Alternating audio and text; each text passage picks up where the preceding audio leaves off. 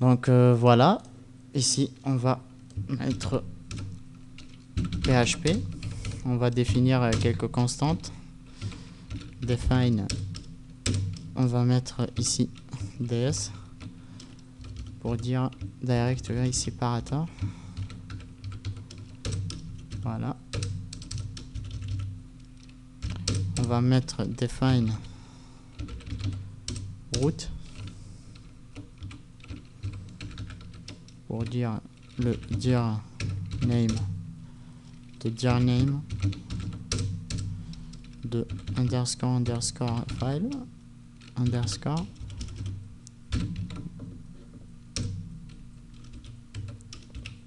Ça c'est en général. On va définir define le dossier webroot.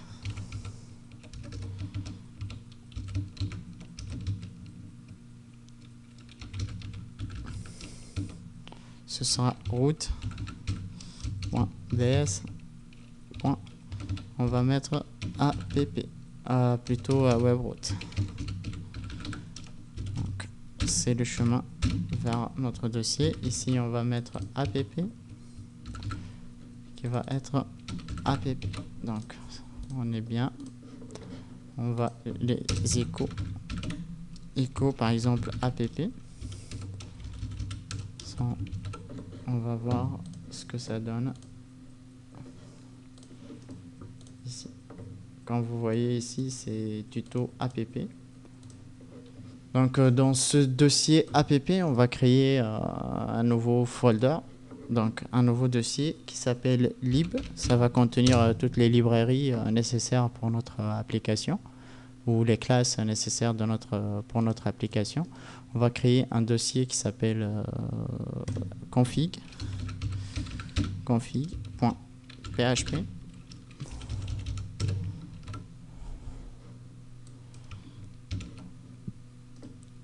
Plutôt un dossier qui s'appelle config et va contenir la configuration. Donc on va commencer par créer une librairie qui a le nom de config. Donc on va mettre config plutôt PHP.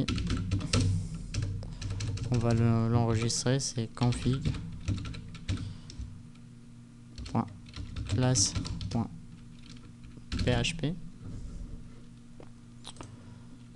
Donc on le laisse vide ou on instancie, on va définir une classe.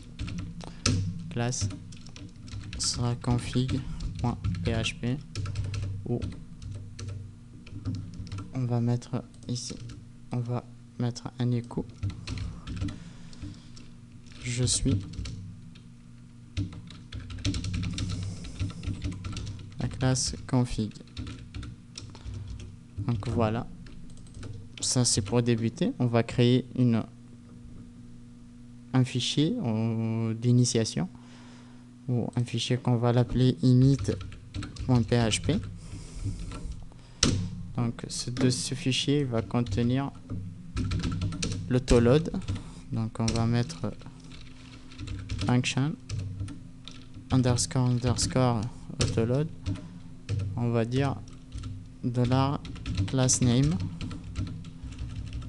On va mettre un underscore et là on va définir $lib path égale, on a app.ds.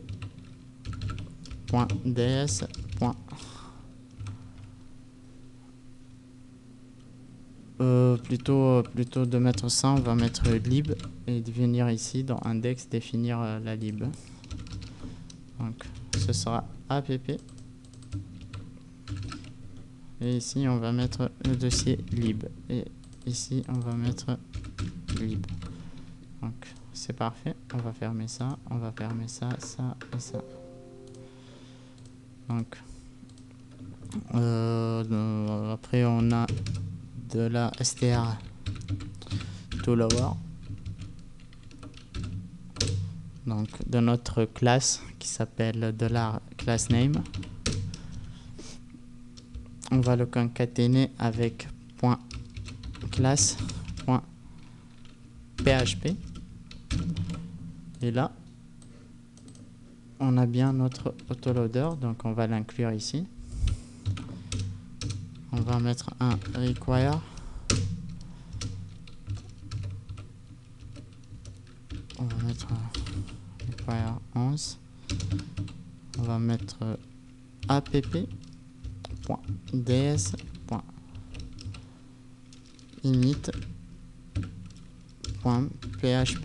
Donc on a bien le fichier qui a été uploadé.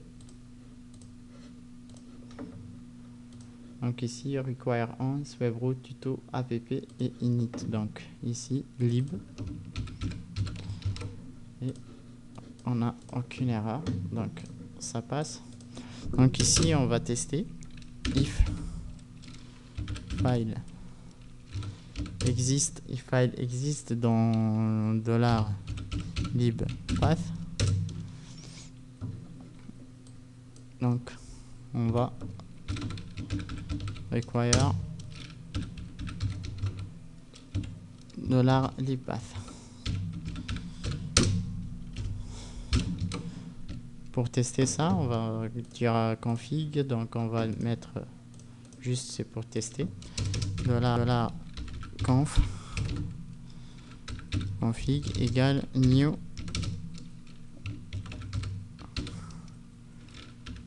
config. Et ici on a je suis la classe config, donc notre autoloader fonctionne très bien. On va commenter ça, donc on va récupérer tout d'abord notre URL, donc notre URI, $URI égale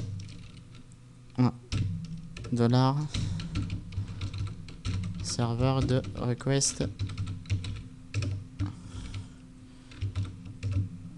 URI underscore URI.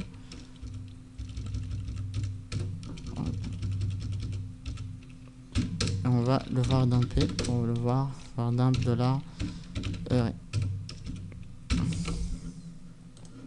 Si vous voyez ici, c'est notre chemin. Donc pour nous, l'adresse ou le format de notre modèle MVC, ce sera, par exemple ici on a une langue, on va dire français ou anglais. Donc là, ici ça va être le contrôleur.